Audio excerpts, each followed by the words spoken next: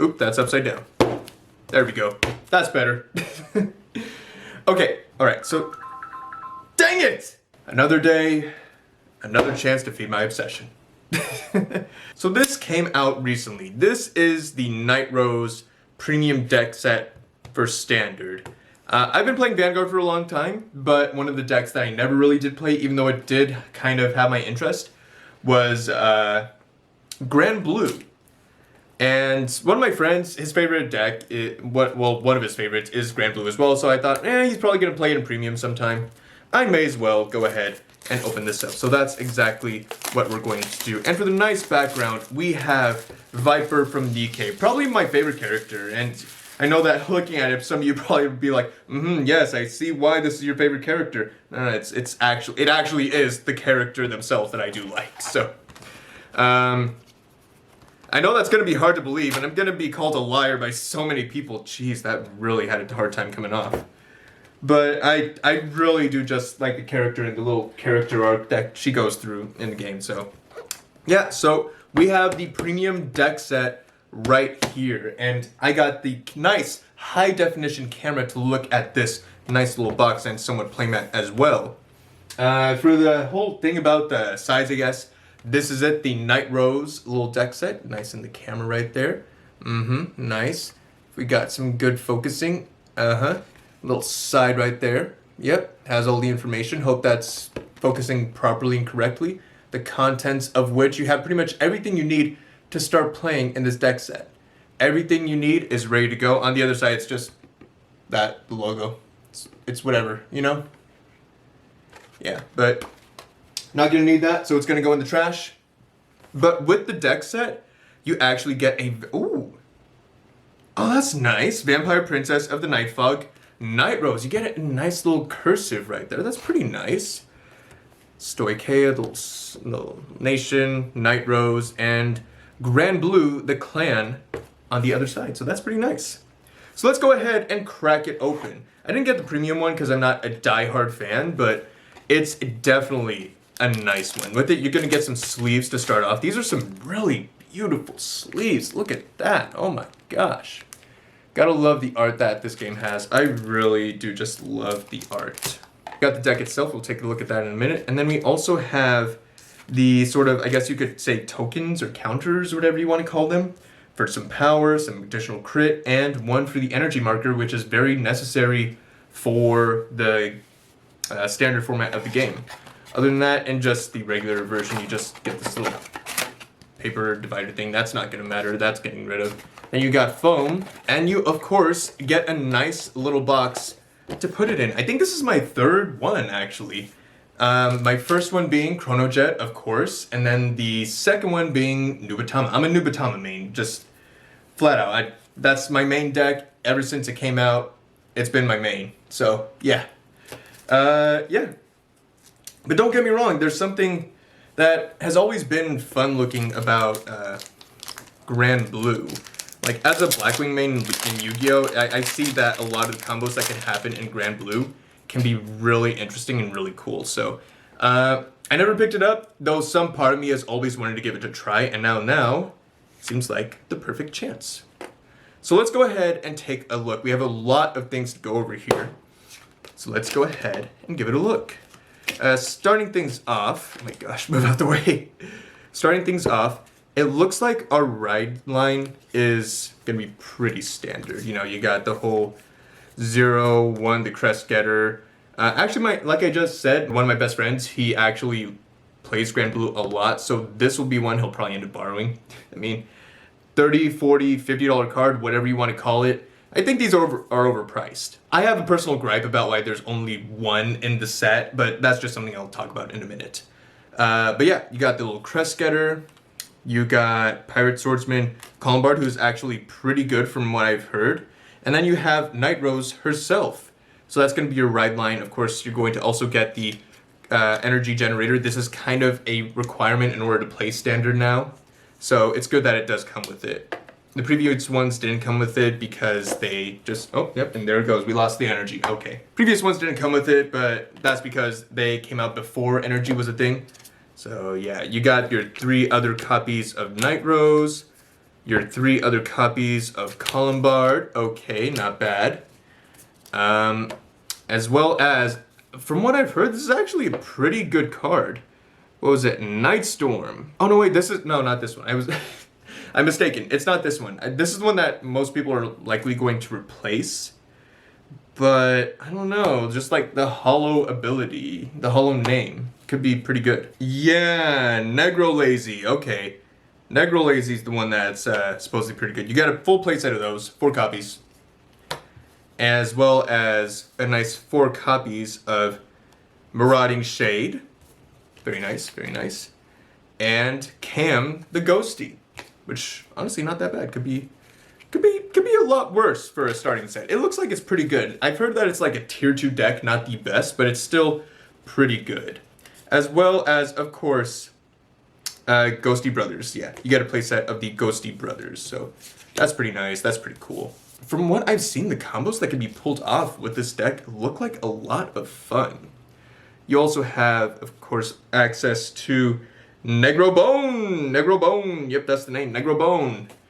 Activatable only when you have the crest. A lot of people have been saying they wish that some of these cards could be used without the crest because they seem like they'd be a lot of fun to use in premium. But with that, you're going to get the 4 PGs, very much a necessity in the game. It is not an easy game defensively without them. You also will get the Stoicheia Overtrigger, which is, I think, like... It's such an overloaded over trigger. It's basically in every trigger. That's what it is. It heals, it draws, gets a crit, it gives power. It's ridiculous. It's an overloaded over trigger. You also get 4 of these crits right here. You get 4 of Abyss Temptation, pretty good. You get the basic triggers, but that's fine. It's just to be something to learn or basically pick up out the box. You get 4 of Lost Child of Attachment, as well as 3 of Grudgeful Hatchet. So basically rainbow triggers, as with any product that is in standard of a starter set or a starter deck or anything like that. It's still pretty good. Still pretty good. You also got 4 of the heal triggers, LG Pixie. LG Pixie. So this is a beautiful art. I remember that when one of my friends and I, we got a case for ourselves, he opened up one of these and it just looked bloody amazing. It looked amazing and I loved it. I love the art in this game. You also get, and this is where the true beauty comes in, I love the full arts in this game, and especially this one right here. You get 4 copies of Mist Phantasm Pirate King Nightrose.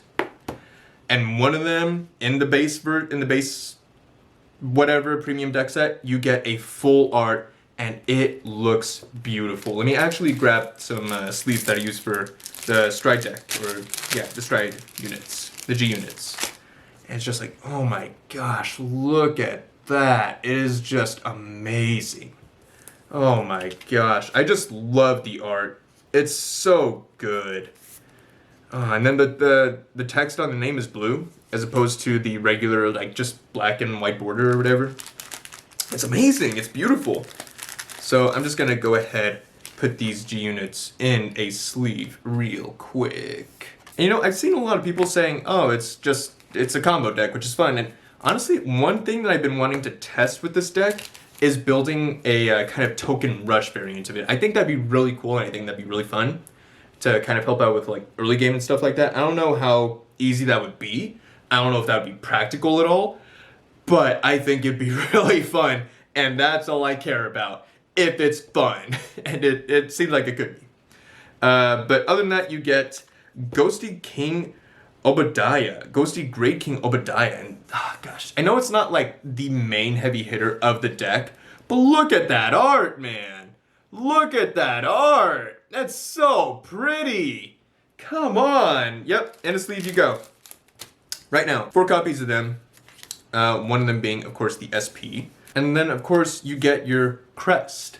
This is actually a really good crest. I think is really good for the game, for Nightrose overall as a whole. Its ability or skill is when 3 or more of your cards are discarded from your deck at the same time by your Vanguard's ability, choose a card from among the discarded cards, and you may put it on the bottom of your deck. So it basically helps to keep from deck out allows you to recycle triggers back into the deck, which is something that the deck I know struggles with a lot. So that is definitely something I know is welcomed and appreciated. So in the sleeve you go. Overall, it's a really good deck and really good starter product. You got all these triggers that are really good to help with rainbow triggers, the over trigger, the PG. You have a lot of really good cards to choose from that could work really well. It's not super competitive out the box, and that's fine. It's a good casual product, basically, and it's really good for just getting into the game. Now, for my gripe about this deck set. It isn't whether or not it's meta. It isn't whether or not it's good or strong. I don't care. If it's fun, it's fun.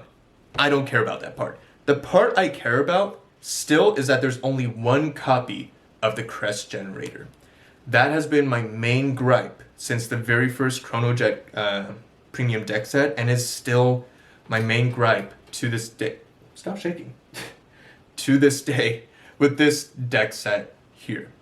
For those of you who do not know, which I'm pretty sure you all know, there's only one crest generator in every single premium deck set. Meaning that if anybody wants to get into premium using their current premium deck set, it makes it significantly more difficult because a lot of these decks focus on getting the crest. Where's that crest? Oh no, did I already lose it? I'm so stupid. It was right on top of the stack right there. That crest, and a lot of the cards in the deck rely on that crest. So let me go ahead and take a look at how many cards in this deck alone require the crest. Let me see. How many cards is that? 12 or 16? 16 cards in this deck need a crest. And I understand this is for balancing purposes to make it so that way other decks can't abuse it. However, this makes moving from standard to premium a lot more difficult. Whereas if you were to want to play premium, if you wanted to use this deck specifically, you would have to get 4 copies of this premium deck set. And here's the thing, when people get their hands on a new mechanic for a game, they oftentimes want to try out that new mechanic. And there's nothing wrong with that. That's good business. That's really good business to try to do that. However, if you make it inherently difficult for people to want to try out that new part of the game, then you basically hurt any odds that people have of entering that part of your game and, well, potentially being like more customers or new just expanding player base. And you could argue that this deck set is not meant to be used in premium. It's made with the intention of being used in standard, a standard premium deck set, which, yes, that is true. However, it does have strides, an inherent part of G format or premium. In fact, that's the only place you can use strides if it weren't for the crests in this game in standard. But they are in standard, and it's kind of like a little bit of a carrot on a stick sort of that leads people to want to try premium format. A format that honestly could use more support anyways, and introducing at least one bonus copy for a total of 2 copies into each deck set would be a really good move, because that would make it a lot easier for people to get into premium. They wouldn't have to buy 4 products, they would just need to buy the 2 and boom, they're done. And let's say you don't want to play in premium, well, you could just sell off your other one and make another, I don't know, earn back 20, 30 bucks. Probably, because right now they're like 50, but if there were more supply, it would be a lot cheaper. But that's just my thoughts on it. I want to give this deck a try. I actually want to try building a Plant Token Rush version. I think that would be really fun. But that's just my opinion. Anyways, thank you for watching, guys. I really do appreciate it. I think that this is a very fun looking deck. I really thought it was going to be a cool thing to get into, and plus, since one of my best friends is probably going to be playing Nightrose in premium, then I thought, hey, I'll give it a try. I've always been more of a Nubatama player. You know, I like my Ninja Weeby Dragons, but you know, I can't deny that a hot vampire pirate lady has a little bit of a charm to her. I'm not gonna lie. There's a bit of a charm to that. Just a bit. But anyways, guys, thank you very much for watching. Really do appreciate it. I'm probably gonna upload more Vanguard content in the future because honestly, I love Vanguard. It is my favorite card game, and I've been playing it since the start, and I'm gonna keep playing it. Anyways, thank you very much for watching. Really do appreciate it. Hope to see you all in the next video or stream of whatever I do. I usually do Let's Plays, but hey, I like Vanguard, so yeah. Thank you very much for watching. Really do appreciate it. And as always, I am PUMSQUATCH. Goodbye. Okay, that's enough. Later.